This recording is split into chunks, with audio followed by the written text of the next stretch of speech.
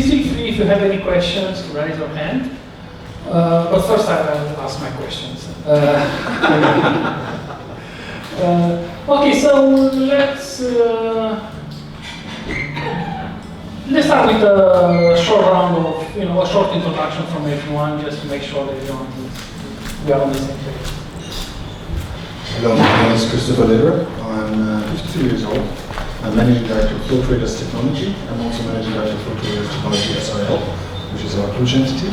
I'm working in the area of fintech for 21 years now. I'm also a process and project manager within Flow Traders. Hi, my name is Ramona. I am almost 35 years old and I've been in leadership for the last 9 years. It was a turning point for me to make the switch and work with Siemens, because I've done a completely different thing where I had to lead a different kind of team that I am doing now. But I think I'm doing it with success. Thank you. Hi, I am Alina. I am a technical manager with Șupeală Global. I have a few data projects that I'm working on for an analytics team for a media company, as well as I'm leading the UI community of developers inside Șupeală. And yes, I'm also a technical person, despite being a manager. And I'm happy to be here. I'm 27, since everybody's telling numbers. Hello everybody, I'm Doru. I have joined Accesa 2 months ago, so I will speak today from my previous experiences. I have 25 years of career in different areas like IT, of course, but constructions, furniture production, retail, mass media, advertising, and real estate and constructions. So it's complicated, it's a long story, but now I'm here just to support the other 3 here on the stage. Okay, and before starting, as a disclaimer, we will try to do an article after the discussion, so if you don't want to say something, don't call me after. Discuss. It happens from time to time. Okay, so my first question is, since we are talking about leadership and management, let's see what's the difference between a leader and a manager, and then the next question will be if every time is good to be the same person, or we are preferred from time to time to be 2 different persons. Chris? Okay, I don't think that we can actually put manager and leader in the same group. You can be a manager without being a leader, but you can also be a leader without being a manager. That depends really on the structure of the company. And what was the second question? That was you answer. So the way I see things, I definitely approve of what Christopher said, and I think being a leader means leading people, and being a manager means managing things. So if you are able to make this distinction, I think sometimes you do need a manager in a leader, and you also need the leader in the manager. But you really need to draw a line between things and people. Well, I believe a leader is a person who inspires and who motivates people, and whose goal is to accomplish other people's goals, to help them accomplish them actually, and drive people to success. While a manager is mostly focused on planning, delivering, and its goal actually is meeting certain objectives. So it would be great if a leader would be a manager or vice versa, but it's not always the case. And you can always have leaders that are not managers. Those are the people that drive others, inspires others to want to be like them. Okay, of course I agree everything that was said here, so I will try just to add something. Let's not forget that we have different types of leaders. I will remind you that Mrs. Dăncilă is the leader of the government party in Romania, and this is not the best example of leadership. So I would add that there are true leaders and false leaders, and I think that the leader comes with a set of personal values and with a personal example when it's a positive and functional leader. And I think that because I have heard very carefully Christopher at the beginning, I think that we need to focus as well on the emotional connection with the team members, with the colleagues, not only on the functional things and transparency and communication. There must be something emotional as well. I think so. And I have some surprises for you, but probably at the end. There are some stories and videos that will send us home with a good and positive vibe, I think. I hope. Sounds good. Okay, and well, the next question, so we clarify a little bit manager and leader, but from time to time, people expect that the manager actually to, that they see it as their boss. How do you see this? Like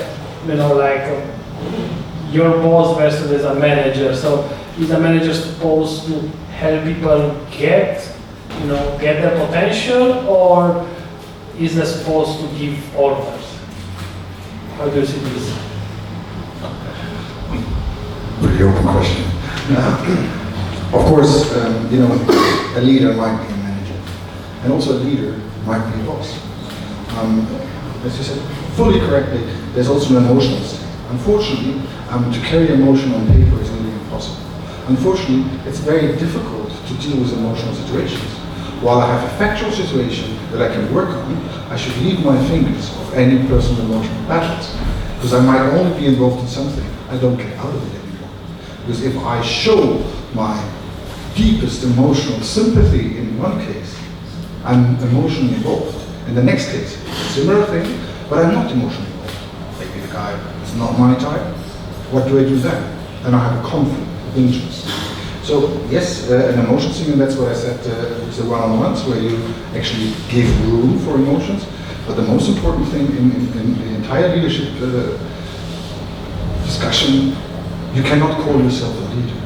It's those guys you lead that make you a leader. And you will notice very soon, especially when you have the first troubles, where I'm a boss, I'm a manager, whatever. You can only come out of those situations positively if you're a leader. Because then you get everything, as I said, emotionally attached to you and functionally attached to you, trusting you, and being able to interact with you. That's what you want. Because then you really grasp what is happening within the team. And not necessarily only on an emotional level, which is, as I said, really important. In my experience so far, what I've learned is that you definitely don't want to be seen as a boss. Because as a boss, you inspire mostly fear in your people. And when people are afraid to tell you things or are afraid to come to you with a certain issue that they might have, the connection between you and the people is broken. And you won't be able to communicate properly. All the communication and all the actions will be made based on that fear, and it's definitely not going to be a success on either of them. Like, also the boss is not going to get anything delivered, but also the guy is going to go home and maybe not want to come back next day. Yeah, that's true. Well, it's not like being a manager or being a leader is one of them is good and one of them is bad. It's not like them. You need both people. If you have them both in one person, that's great. If not, you need more person. And being a boss like 30, 40 years ago, like we believed a boss should be, it's not gonna work today. People are going to get tired of your things and they are going to leave. So if you wanna help them grow, if you wanna the product, the business to be successful, then you have to have an open communication channel with them. And as my colleague said, in order to build that trust, to have that channel, to build that safe environment, you have to be a leader and not a boss.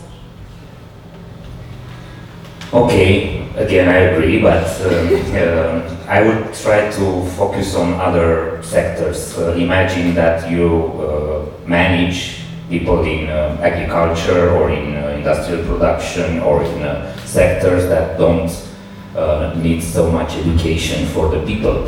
Unfortunately, there are situations, especially in Romania and Eastern Europe, when you cannot manage the situation if you are not a boss and you don't use some tactics that are not very popular in IT or in well-educated environments. So this is one. And second, I think that nowadays the ideal is to provide full autonomy and just to show the direction. Guys, we go that direction. This is our style of doing things. These are our principles. Feel free to do that. But I remember the number 7 from Christopher. This is one number, but there is another number. It's a Dunbar number, you know? Robin Dunbar, he's a British anthropologist. He said that 150 is the maximum number of people you can have in the same professional environment and manage in a very smart manner. Over that number, things go out. So this is the reason, for example, that Mr. Gore, Bill Gore, has the Gore-Tex, you know, the Gore-Tex material, has 5,000 employees at global level, but all his factories have at maximum 150 people. And they can manage themselves. They have full autonomy. This is one of the most creative companies in the world. And this is the way they do it. And 150, remember, was the number, the biggest number of a tribe. So this is the part of the brain, something complicated, I forgot. So this is our human limit, 150 potential contacts to develop a relationship with. Over that number, things go outside the landscape. Interesting. So what's happening in companies bigger? I mean, most of the companies are bigger than one. You need to create silos. Ah, okay. Like Gore. 5,000 people, but many factories. So, yeah, like we will end up like, okay, these are, I was thinking just, you know, a silo of testers, silo of developers, silo of managers, but we're not working like this. There are no universal recipes, so it works for them, probably in other environments. Yes, so talking about the company structure, how is your company structure? So there can be a matrix structure, functional, or pure project, as far as I remember. How are on your side? So at Flow Traders we try to be functional. So what unites is what you want to create. That is certain parts of programs. And for the entire landscape, we have 8 different teams. We have around about 70 developers, and you see there's less than 10 developers in one group. And there's a lot of PMs and POs, which help. But of course, it always depends on what kind of product line you have. As you completely rightfully said, if you have 5,000 farmers to control, it would be nice to be their leader, but you will fail miserably. And of course, Gore-Tex can work because they have a unique program, a unique thing to sell that we can just replicate. We couldn't replicate. Everyone is kind of individualized in his role. And if you take someone out, then you miss this role. And of course, the biggest challenge is to constantly keep on top, is my structure still working? And to achieve that, you need a measurement. You need to be able to say, like, how do I measure if it's working or not? Is it a frustration level? How would I measure that? So we in Flow have a very simple way. It's a very simple question to every developer, at least twice a year. How safe do you feel? And safe includes, are you challenged? Do you feel welcome? And along with the number being higher or lower than last time, which is a very individualized number again, you can see if there's a tendency up or down. But there's multiple possibilities to have that. It really depends, as you also rightfully said, it's the education level, it's the cultural level, it's the expectation that an individual has. And if I go to my work every day and I don't really care what happens next, I can be offered a lot of leadership and I will not take it. We are mostly functional. Like, we have people that have basically the same skills, that we are trying to put them in teams and have the same kind of tasks. The only thing that we now realize that it might happen is that the communication between the teams that should work on the same project is sometimes difficult when they are part of different teams. So recently, like at the beginning of the year, we tried another approach and we created some project teams where basically we have all the layers from the project, and we are now testing this. So far it seems to work very well for us, and we are also going towards DevOps with this, because I think for us it's important to be able to have that communication between the, I don't know, service, testing, development, so whatever comes up you can fix it quickly if you have all people in the same place. And it's not a matrix like line managers or... No, not really. Like what we do, if we were in the same organization, then it would be a matrix. But because we are contracted, then we don't really have the matrix in the organization. Yeah. For us, it's a bit different. I think it's like a combination. By the way, we have 7 disciplines, and they are product strategy, product management, UX and design, engineering, automation, DevOps and cloud ops, as well as, well, there was another one, I don't remember it right now. The first 3 are actually dispatched, and they jump in whenever there is the need. And we also have teams project related, even though we don't really like the concept of a project, because we believe more in partnerships with certain companies and work on multiple projects with them. And in these teams we have working together, QAs, DevOps, engineers, the developers, all of them together, accomplishing the same goal. And that team is usually managed by an engineering manager or a technical manager, in close relation with the client engagement manager. There's a relation between the two. I mean, they all are responsible for the project, but on different areas. Like the client engagement manager helps, for example, with consulting skills, the team, or handles the sales force, renewal of contracts and stuff like that. And mostly the things that a manager is responsible for are delivery, people management, but all of them are done in close collaboration. So I believe it's a mix between all the different organizations, and it depends on how you look at it. UX designers, product strategy, all that comes in when there is the need. And they are not really on an undefined period of time. I would say that when we talk about simple production, any structure can work if you measure results and you improve in time.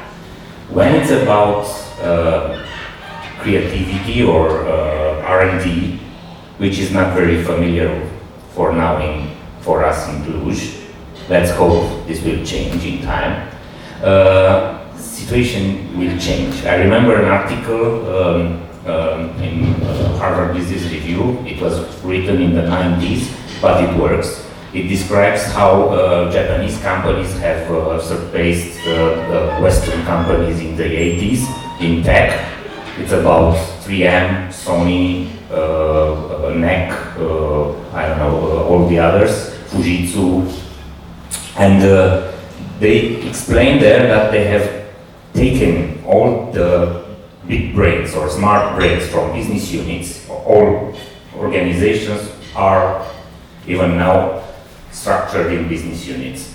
But they have extracted these brains, they have created an elite, and they have created a common force, a special force, to create core competencies of the business. And starting from these core competencies and from core products, they have sent these core products into business units to produce end products.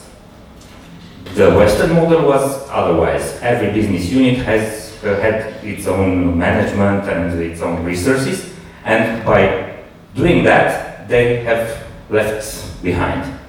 So this is one model. It depends on the situation and of course on the sector, industry. Very interesting. Good.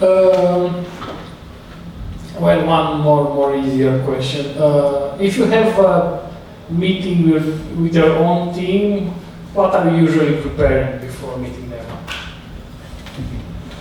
Depends on the team size, and it depends on how long you work with the team. Because if it's a small team, 7, 8 guys, of course it's always important to catch them. Where are they? Is there anything? But let's be honest, you enter the room and you know the 3 guys that you will have to ask. The other 4 will talk themselves. These 3 are special. So it really depends on what is the task at hand. I avoid completely being naked in the sense of not knowing what I actually want. I always start a meeting with making very clear what expectations I have. Because everyone in the room should know what I want from them. And it should be very clear. I should not go into a meeting and see what will happen next. First of all, I leave one of the biggest assets I have, the potential to direct, to say let's go somewhere. And of course, I force people with that they will be prepared as well. Because if you have someone in the room that always says, my expectation is that today we do this and this and this, then they will be prepared. They will try to follow you. In my case, it very much depends what kind of a meeting it is. Like if it's an informal meeting, like we go and we talk about stuff, general stuff, administrative tasks, things like that. But if we're talking about a project meeting, because within my team I have several projects, like my team works on 4 projects and somehow people are split into smaller projects, then I could have a meeting with 2 people or I could have a meeting with 8 or 9 people. And based on that, with 2 people, it's very easy to have a meeting, in my opinion. Because basically, you have 2 people, they know exactly what they have to do, and it's easy for you to transmit what you want from them. And it's basically a conversation the whole meeting. They don't really expect me to give anything like orders in a meeting. We are just talking about how things are, maybe a status update or things like that. When I have a meeting with a lot more people, then the first thing I do is invite them to the meeting. And Sure. Starts with that. yeah, with 2 people you can do it ad hoc, like, okay, let's go into a meeting. But with more people it's not possible. And the most important thing after inviting them is exactly what Christopher said. You really need to give them an agenda. They need to know what's the meeting about. They need to think about the things that we will talk in that meeting. Else it's going to be just me talking and they listening. Are you doing repeating meetings, like schedule each week? Every 2 weeks we have the meetings, yeah, and we have the ad hoc meetings when needed based on, I don't know, the situation that we have the day and we really need to talk about. Yeah, but we have regularly too. Yeah, as my colleague said, it depends on the purpose of the meeting, of what kind of meeting it is, and then based on that you have different approaches. But usually you need a purpose for that meeting, the people, the environment, if it's remote or if it's local, all that. And then you also need a facilitator for that meeting because it may not always be you. So I think these are the things that you may need. And if you have an agenda for that meeting that you can share with others so that they can come prepared, that's great. But it depends on the meeting. If it's a brainstorming session, then you get all the heads around, you need to know the problem, and then solutions will flow. Yeah. Situations are different.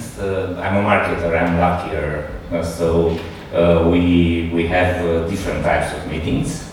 For example, tomorrow we have a 6-hour meetings, a peer meeting with all the team, with no topic and with no location, program and other things, so we will improvise. But generally, I used to provide a topic and they can prepare for that. But sometimes I start the meeting with no topic, with no agenda, just to squeeze ideas, just to let them ventilate what they want to say. So there are different situations. But generally, of course, we have some objectives, some topics, and I used to ask them to assume roles, responsibilities, provide solutions, and of course, don't respect my ideas. So that's very important. And I think that this works perfect, but it depends on the time you spend together, and it depends, of course, on the level of trust you succeed to build in time. It probably depends who decided which idea will go next. Yeah. But generally, it's a common decision. Of course, when it's possible and when it's not suggested by some superior divine forces. Very good. Okay. Do we have any questions from the audience? Okay. Let's see.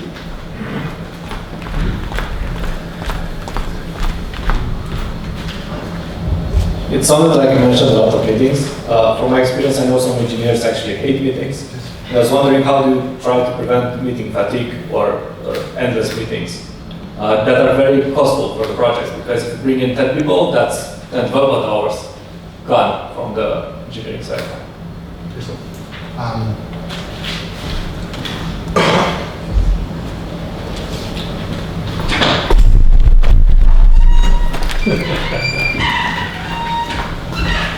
Yes, we had to multiple times, especially when we restructured, that there's an over on meetings. And I usually, if it's a manager, he's organizing the meetings, I always tell the guys to have a real focus on your expectation. To just discuss with a large group over and over again the same thing. And you have 7 guys in a meeting, and one guy is causing you trouble, or one guy is actually responsible for the entire topic. What are the other 6 doing? First of all, never be scared to end the meeting abruptly. So if I see that everyone is rather tired, not necessarily focused, and I'm just going on one, then I'd rather end the meeting and say, okay, we don't do this now, we'll do it later, when you're ready for it. I think that is the worst thing you can do, is force a meeting through, even with all the best intentions, you will frustrate people. And of course, it's always a very good thing, especially if you have recurring meetings, to once in a while sit back and say, do we still need that? We had some meeting for over 5 years, and by coincidence, one of the guys said, I'm not getting anything out of this meeting. Does it really make sense? And all of a sudden, everyone in the room said, you're right. Why didn't we come up to this before? Sometimes it's because we're all growing. Companies are constantly changing. The expectations of employees are changing. The culture of the employees is changing. Cluj 5 years back, we've been a strong manager or even an ugly boss. People might have not left. Now we see surplus of jobs. People go, I have too much meetings. So you have to constantly adjust. Just because it worked last week, it doesn't mean at all that it works this week.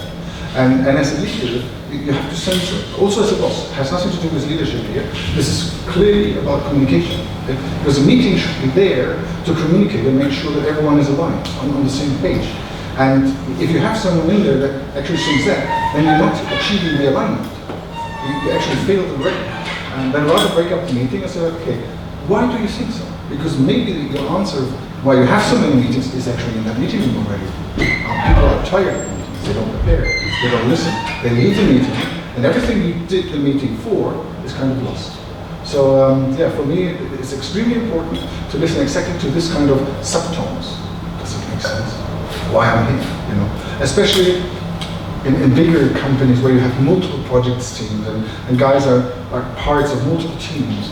You never look at their agenda. So all of a sudden, you have a conversation, the guy just says, for every project, I have a meeting a day.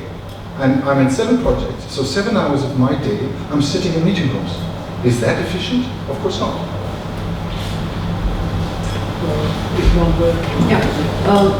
What we try, for example, because we also have that situation where people sometimes are tired, not necessarily because there is a meeting, they're just tired and they don't feel like having another meeting at the end of the day, for example.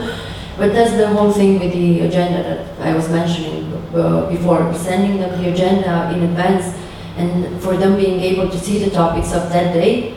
Some of them, they just come to you and they say, yeah, we already know this, or we have some ideas about this, maybe we can talk it in a small group and just inform the other guys what we talked about. Or so sometimes meetings can be cancelled.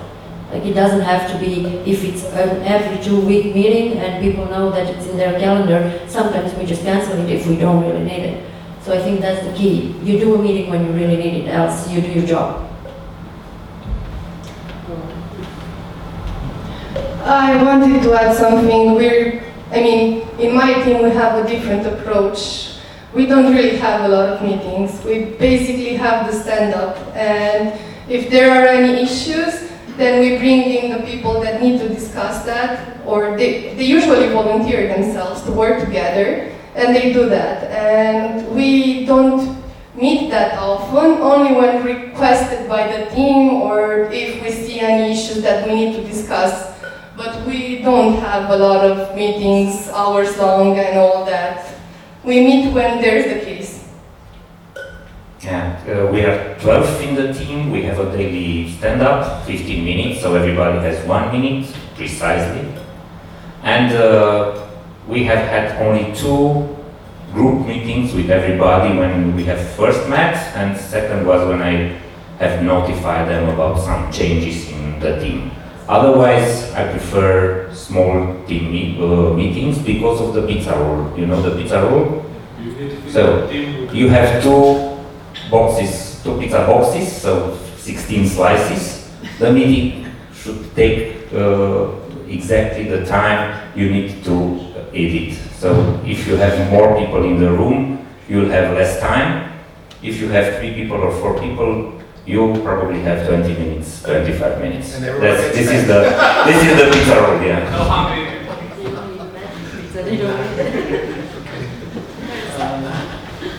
Okay, what about the cool cultural, what about organization culture? How is it in your cases, if you can describe? Pretty tough. We are trading centric, so all the products we develop are for traders, are in fintech. A non-delivery means money lost instantly. Not only that the money you invested, it's also the time you didn't have on the market, which actually brings you money. But I think what is extremely important in correlation to, what was the question? Sorry. Organizational culture. Is, so our underlying culture is play hard, work hard.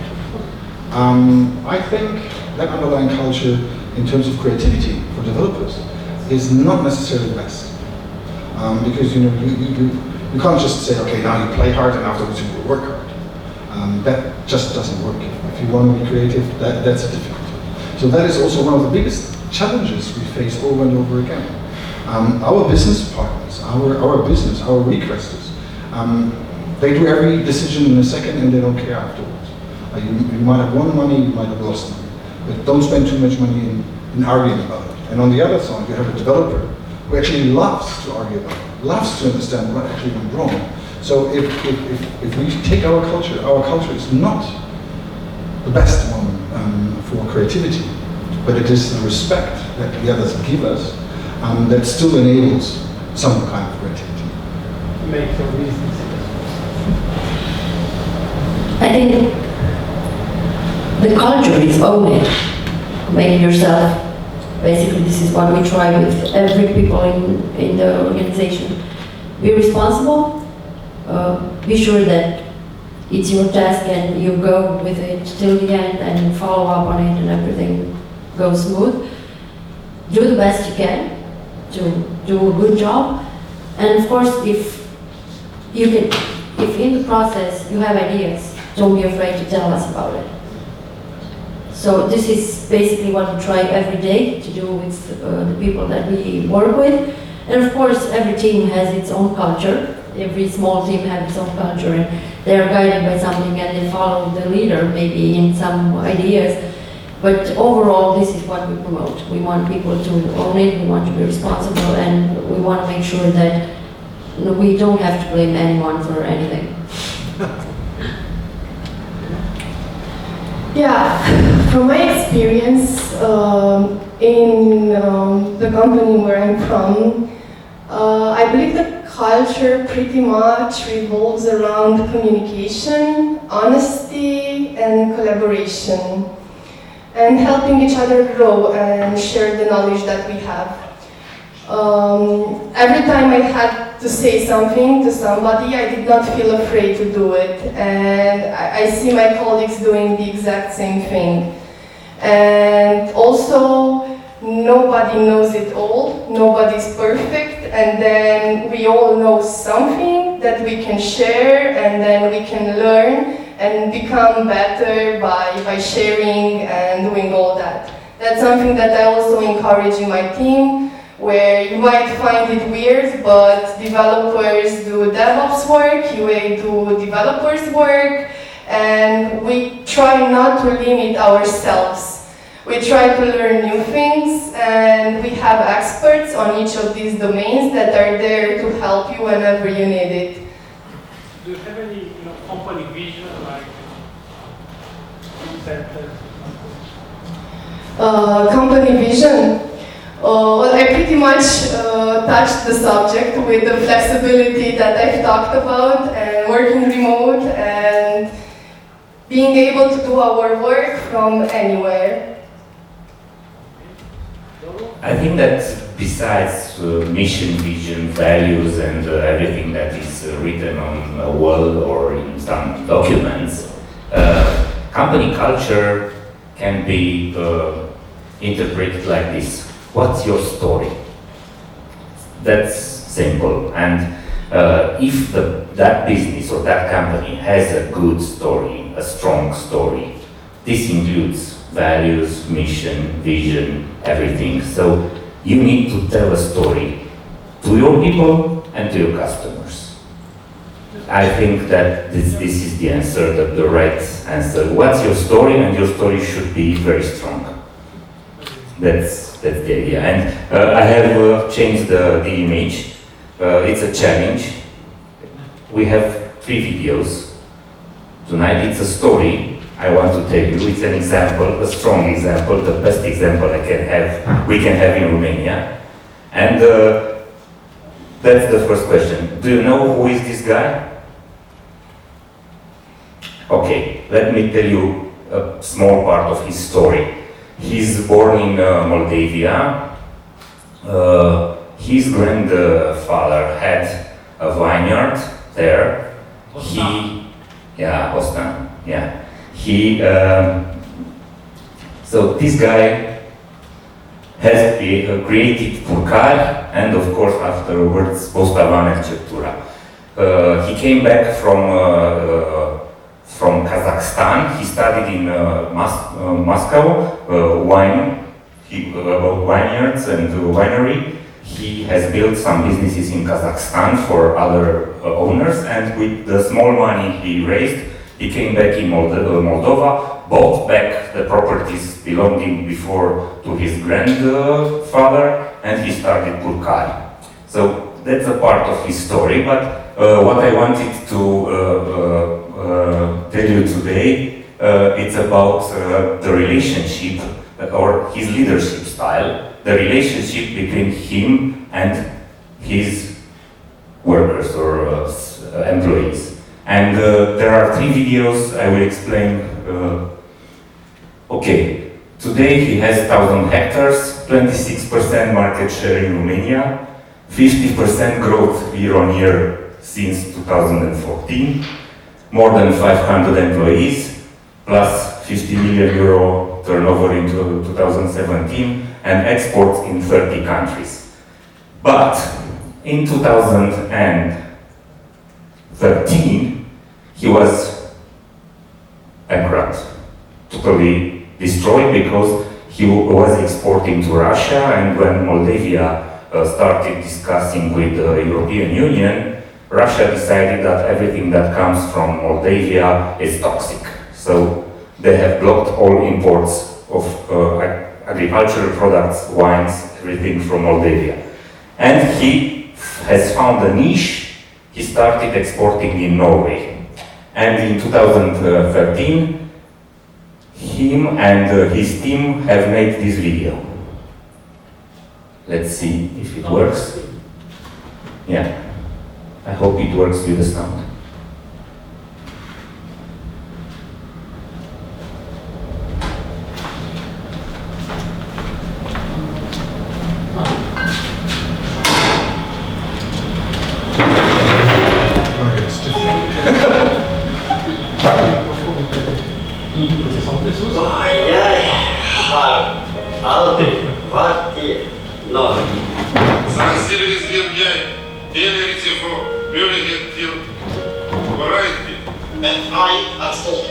That's him. Exporterer for vinner till Norge.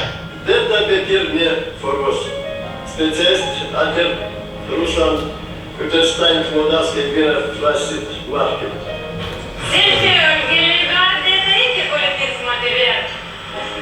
Både min far och mästerfar laget vin. Vi har laget vin i Purcari sedan 1860. Höger att dera norrmän vill ligga före vinna. Vi är tacknämliga för att dera ger oss en chans. För vi lägger mycket kärlek och arbete i detta. Detta är viktigt för oss. Detta är viktigt för Moldova. Tack Norge! Tack Norge! Tack Norge! Tack Norge! Tack Norge! Tack Norge! Tack Norge!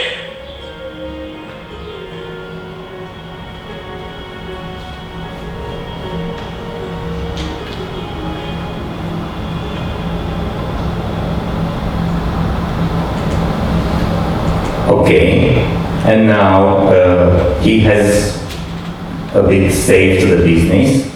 What happens in 2014?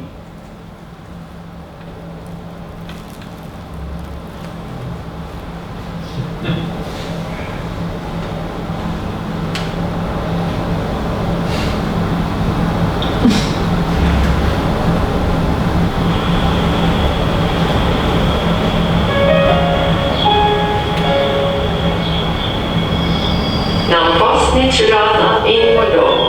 Dar iată-mă aici, aveți o țară extraordinară și niște vinuri extraordinare.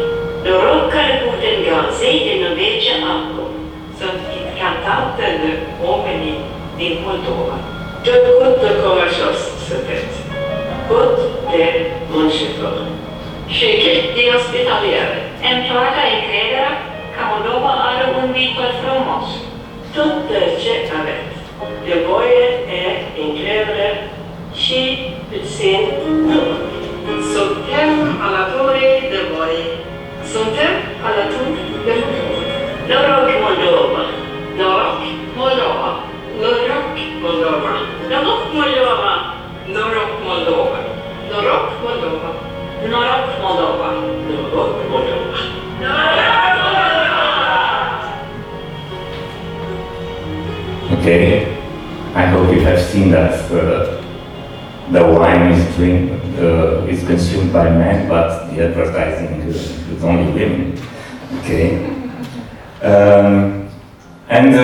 so this was another episode, but this is the last.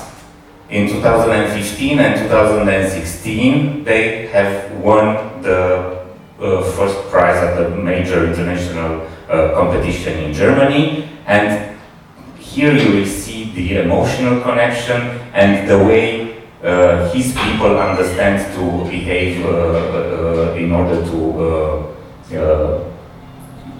help the brand perform. So that's the last video.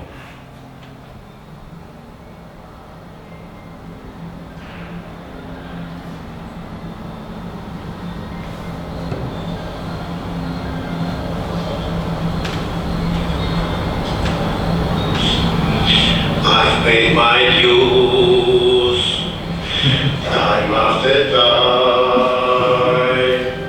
I got my sentence, but committed no crime. There were mistakes, I made a few. I let myself and deep in my face, but I fell through. I stayed till I was, and my curtain calls.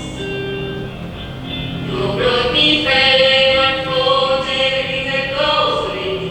I thank you all, but it's been no but of roses, no pleasure cruise. I consider the change for all you address, and I'm gonna lose. You are all alone.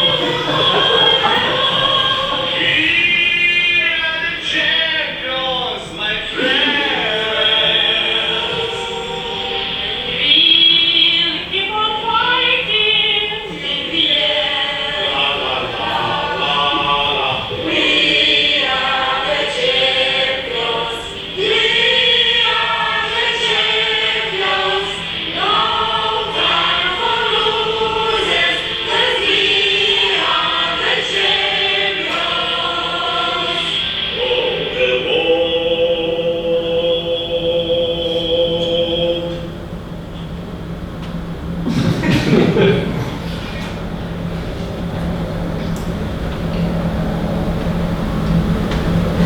Okay, and this is the story. I used to tell to my colleagues that we will have a strong employer brand when our colleagues will come to us, to the marketing department, asking to play roles in such a video. So that's the moment you know that you do the right thing as a company, when they want to do that. So we will see soon some videos. We will see soon some videos from your company on Not similar. Okay. Well, I think I'm kind of out of questions. If you have more questions from the audience.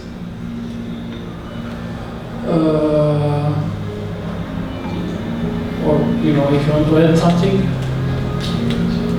I know which wine to buy. Yeah. Okay. Then, thanks. I think we got a really great evening. With this, we are ending this event, right? Yeah. Thank you. We know the wine, so I have a bonus for the water, if you want. Just a moment. Yeah, this is the one. At SodaStream, we not only make great sparkling water, but we also help save the planet from plastic waste. With one reusable bottle, we can save a family up to 3,000 disposable bottles every year. Now that's a revolution. We're rainmakers. She's a rainmaker. I'm an accountant. He's a rainmaker. I'm a lawyer. We've just been sued by Coke. Again. We're throwing so fast. We're looking for new talent. People who can move mountains. The first thing a soda streamer needs is a creative mind. You want to see creativity? Look at Milos. Milos figured out a creative way to carry all these soda stream machines.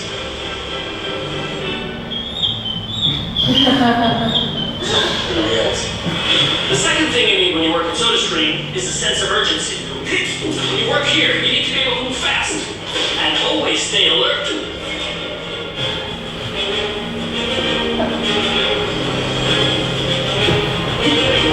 The most important thing we're looking for is business courage. Here at SodaStream, we love taking risks. And yeah, sometimes we'll fail. Don't fail. We embrace failure. Yet. We're a family of 3,000 people from all religions and nationalities working side by side in peace and coexistence. So if you are creative, if you're fast, brave, and optimistic, you belong with us here at SodaStream, the #1 sparkling water brand in the world. So come join the revolution and let's make the world a better place.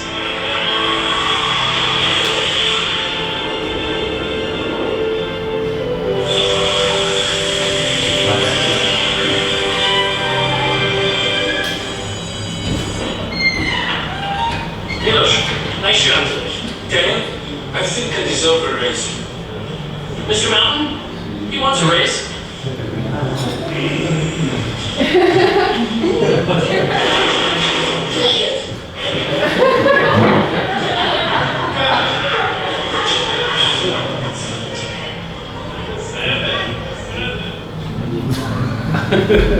This is another model of leadership. The guy owns the company, and that's the way he wants to present his story.